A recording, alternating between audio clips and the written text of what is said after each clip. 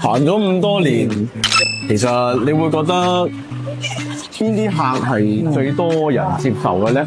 我覺得咧，我哋今時今日咧有後生仔，有公司客，即係有慕未來嘅客，可能呢個對於我哋嚟講係一份最大嘅鼓舞咯。啱啊，其實都好多人支持我哋向群。回顧翻啦，我哋用嘅咩色調或者係最多嘅？你覺得風格？我哋成日話後生仔點樣可以有青春啲、氣息啲咧？就揀咗一個綠色，因為綠色咧俾人嘅感覺咧係後生、精神。我哋成日話喂，後生仔都要煥發第二春㗎，係咪先？或者唔知會唔會有第三春出奇㗎，係咪先？啱。同埋咧，好多客人咧對我哋依家嘅菜咧都有好大嘅期望啦。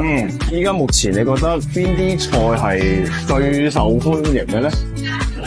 最受歡迎就肯定係我哋嘅招牌菜啦，酥油雞啦、鵝腸啦。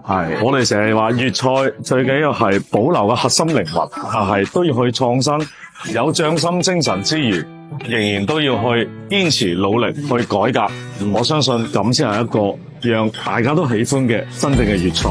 粵菜咧開咗喺我哋廣州啦，都係叫本地菜啦，其實都可能好多人會去選擇啦。咁其實喺呢個過程之中，點解佢會選擇向群咧？向群本身就係面向群眾。其實我哋講真一句，咁多年我哋兩兄弟行落嚟，只係希望一樣嘢，讓更多人喜歡向群，接受向群。無論係上至80，下至2歲都好，讓每一個年齡段都能夠喜歡向群。呢個可能就係我哋一直以來嘅初心不改，煙火常在。